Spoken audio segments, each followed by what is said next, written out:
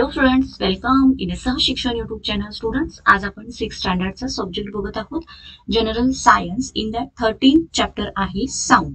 Okay, तर या चॅप्टरचा आपण आज कम्प्लीट एक्सरसाइज बघणार आहोत. तर या आधीचे सुद्धा जे सर्व चॅप्टर्स आहेत याचे जे एक्सरसाइज आहेत हे ऑलरेडी आपल्या चॅनलवरती अपलोड केलेले आहे. तुम्ही ते सुद्धा बघू शकता. त्यासाठी वेगळी प्लेलिस्ट बनवली आहे. त्या प्लेलिस्टमध्ये सर्व चॅप्टरचे एक्सरसाइज हे अपलोड केलेले आहेत.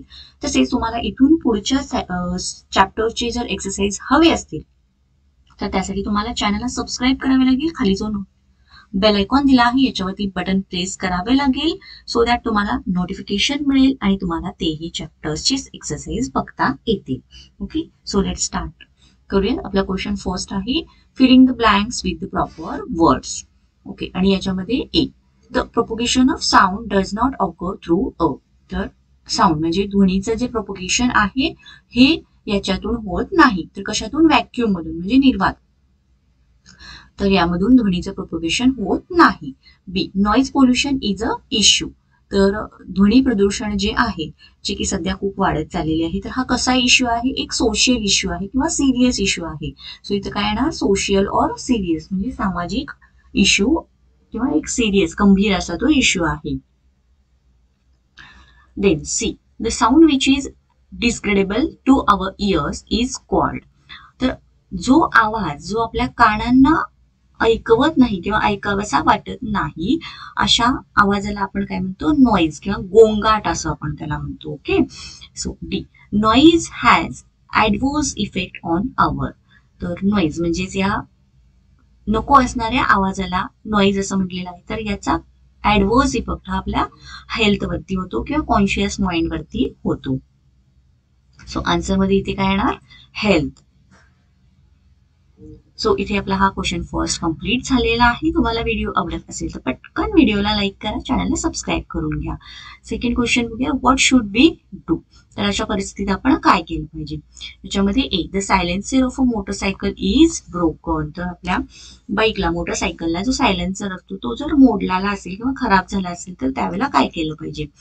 If a silencer of motorcycle is broken, vehicle should be immediately taken to the garage for repair. जर तो खराब झाला असेल किंवा मोडला असेल तर गाडी जी आपली आहे ही त्वरित आपल्याला गॅरेजमध्ये रिपेअर करायला टाकली पाहिजे, कारण त्यापासून निघणारा जो आवाज आहे हा खूप नॉइझी आवाज आहे. ओके, त्यामुळे आपल्याला आपली मोटरसायकल आहे ही रिपेअर करायला टाकली पाहिजे. If silencer is not maintained properly it will continue making loud noise, म्हणजे खूप मोठा आवाज होतो on a road while in motion, resulting in increasing noise pollution. आणि त्यामुळे काय होतं? ध्वनी प्रदूषण होतं.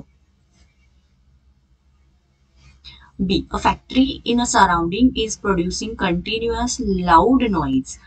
तर जी वस्ती आहे या वस्तीच्या साईडला जी फॅक्टरी आहे ही तिच्यातून निघणारा जो आवाज आहे हा कसा आहे? खूप मोठा आवाज आहे. तर त्यावेळेला काय केलं पाहिजे?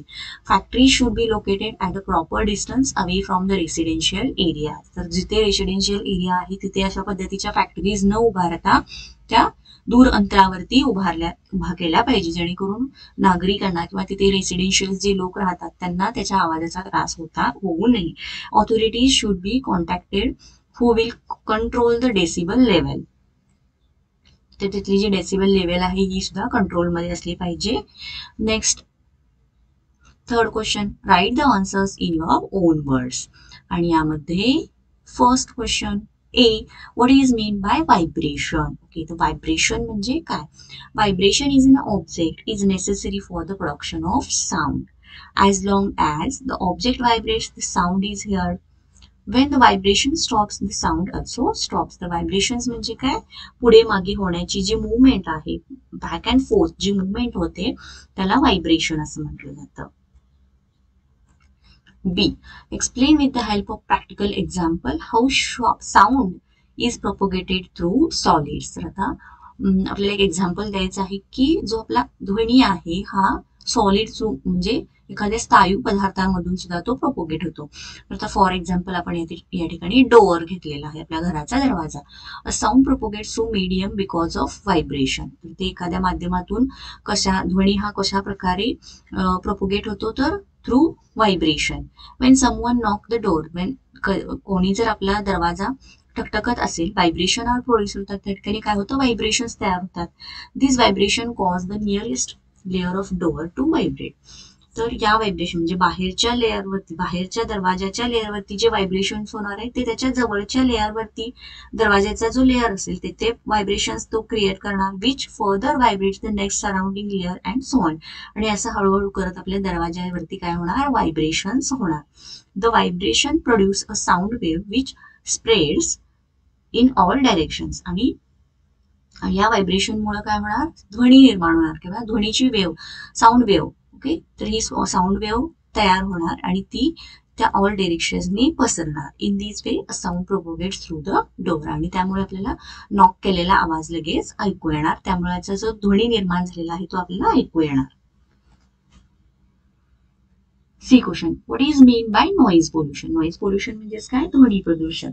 Okay, continuous noise which has ill effects is called noise pollution. जो मोठा आवाज आहे, जो आपल्या कानाला ऐकावेसा वाटत नाही असा जो आवाज आहे त्या याला नॉइज असं म्हटलं जातं. आणि अशा पद्धतीचे जे पोल्युशन होतं या आवाजामुळे जे पोल्युशन होतं याला नॉइज पोल्युशन म्हटलं जातं. Next D, what measures will you take to control noise pollution. तर आपल्याला काय गोष्टी केल्या पाहिजेत की जेणेकरून आपलं हे नॉइज पोल्युशन कंट्रोलमध्ये करता येतील. तर हे बघा, measures for preventing noise pollution, as far as possible we should avoid blowing horns. तर आपण जे गाड्यांची विनाकारण हॉर्न वाजवतो ते वाजवणं बंद केलं पाहिजे, जिथे गरज आहे तिथेच वाजवलं पाहिजे. The volume of the TV, radio in house should be restricted to those watching the programmes. तर घरामध्ये विनाकारण टीव्हीचा किंवा रेडिओचा आवाज खूप मोठ्याने लावला असतो, तर त्याच्यावरती थोडंसं रिस्ट्रिक्शन केलं पाहिजे, त्याचा व्हॉल्यूम थोडासा घरापुरता मर्यादित ठेवला पाहिजे. Vehicles should be maintained properly to reduce the unnecessary sounds they produce. तर जे आपल्या गाड्या आहेत या गाड्यांमध्ये सुद्धा सायलेन्सर वगैरे खराब झाल्यानंतर नको असलेला असा आवाज बाहेर पडतो, तर त्यासाठी आपल्या गाड्या ह्या कशा असल्या पाहिजे, मेंटेन्ड ठेवल्या पाहिजेत. Factories, airports, railway station and bus stand should be located at the proper distance away from the residential area. तर ज्या फॅक्टरीज अशा आहेत की जिथून नॉइज तयार होतो किंवा जास्त मोठ्या प्रमाणात आवाज येतो, किंवा एअरपोर्ट्स आहेत, रेल्वे स्टेशन आहेत, हे थोडे नागरी वस्तीपासून दूर अंतरावरती असणे गरजेचं आहे. Planting of trees helps reduce noise as trees act as a natural barrier. तर वृक्ष लागवड करायची आहे आपल्याला यासाठी. ओके, सो हे झाले preventing measures for noise pollution. Now next question is the fourth question. Complete the table.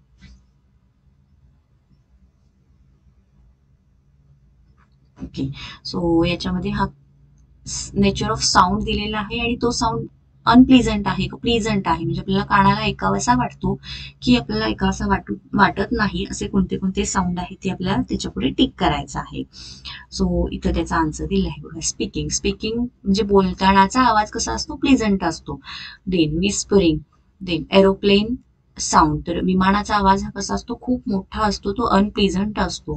Then horns of vehicle, तर गाड्यांचे हॉर्न जे असतात ते सुद्धा कसे असतात, अनप्लीझंट असतात. रेल्वे इंजिन ते सुद्धा अनप्लीझंट असतं. रसलिंग ऑफ लीव्स, तर झाडांची म्हणजे पानांची सळसळ असा आवाज असतो, हा कसा असतो, प्लीझंट असतो. नेईंग ऑफ अ हॉर्स आणि टिकिंग अ क्लॉक, तर घड्याळाच्या काट्याचा सुद्धा टक टक टक आवाज असतो, हा सुद्धा कसा असतो, प्लीझंट असतो. सो चला, याच क्वेश्चन बरोबर हा एक्सरसाइज इथे संपलेला आहे. तुम्हाला व्हिडिओ कसा वाटला हे नक्कीच कमेंट करून कळवा. व्हिडिओ आवडला तर लाईक करा, चॅनलला सबस्क्राईब करा. थँक्यू.